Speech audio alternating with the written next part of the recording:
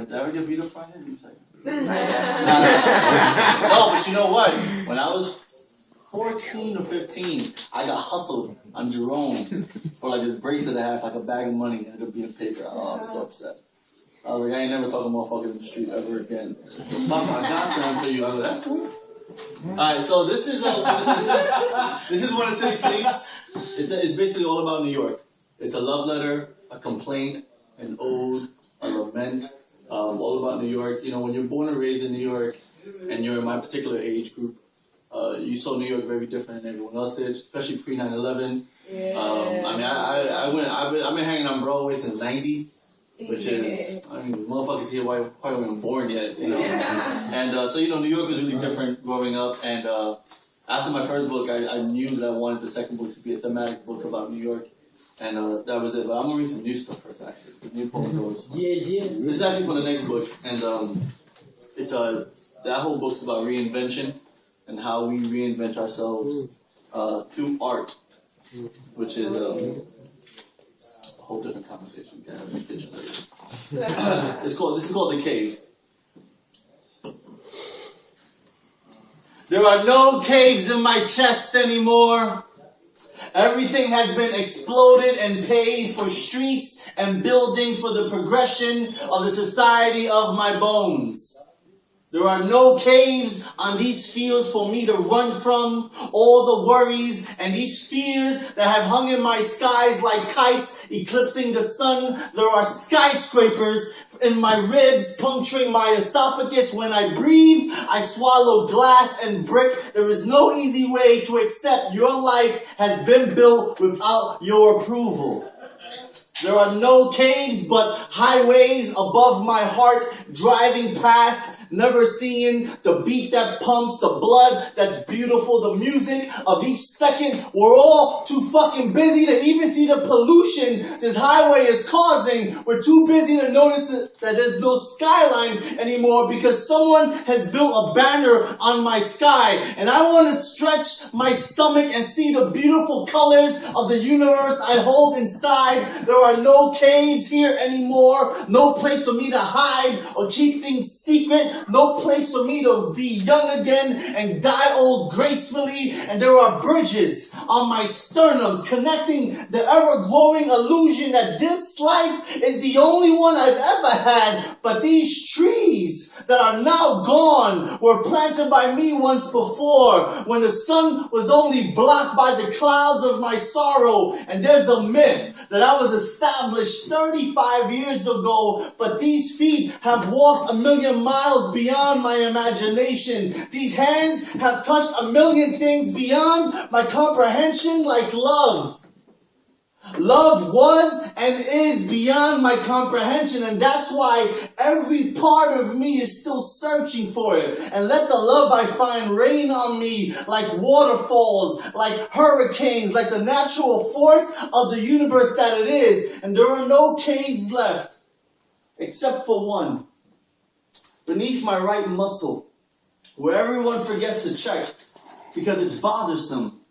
But that's where I keep my love, all the things I hold sacred, art, and the music that heals me. And if I ever allow you in, you'll see pictures of my son, filled journals, cassette tapes, posters of my heroes, and drawings of me by my son. And you'll see me beautiful like my son sees me. Beautiful like my son sees me. Beautiful like my son sees me. That's what I'll keep.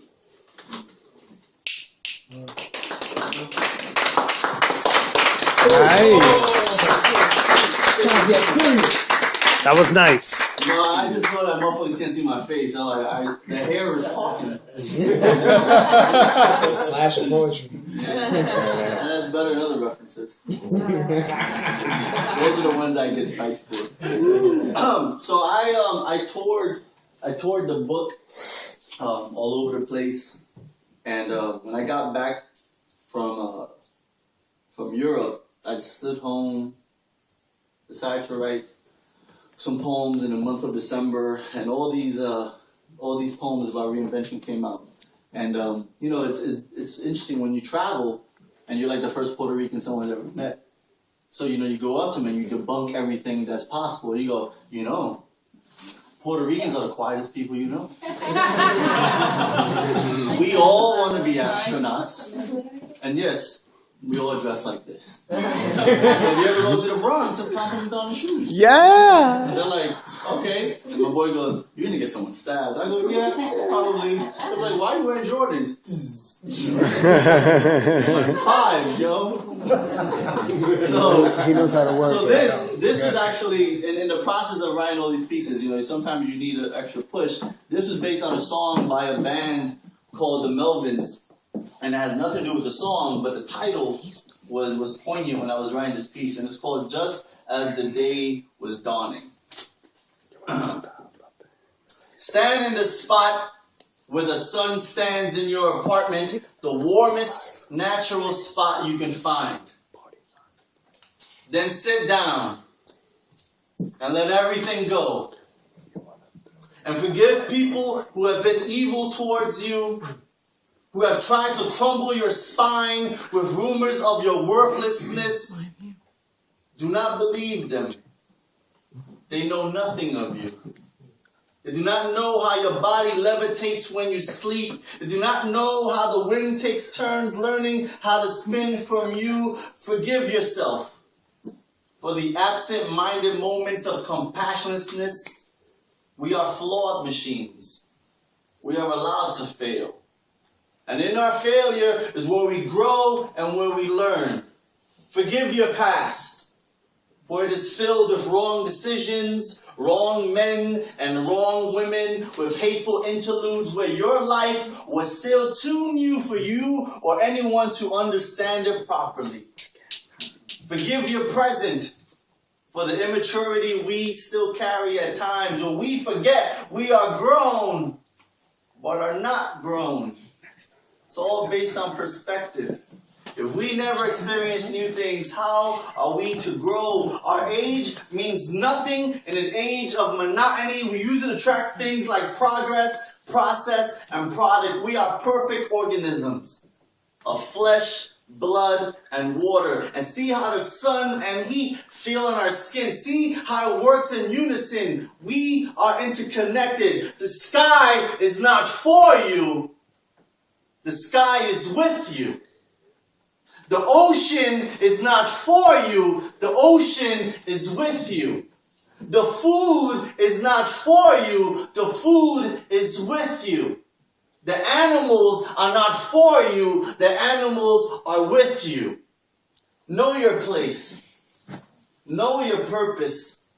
Do not accept imperialism as a way of life. Do not accept capitalism as a way of life. Do not accept hate as a way of life. Do not accept love as a way of life. Find your balance in everything you do. Some will work correctly, and some will fail horribly. Understand each process. Know your place in your skin, then your skin in your environment, and then your environment in the world, and then the world in the universe, and then the universe in the universe in the universe. And see how wonderfully small and large we are at the same time. Let the beauty of everything be your beauty of everything. Be the beauty of everything.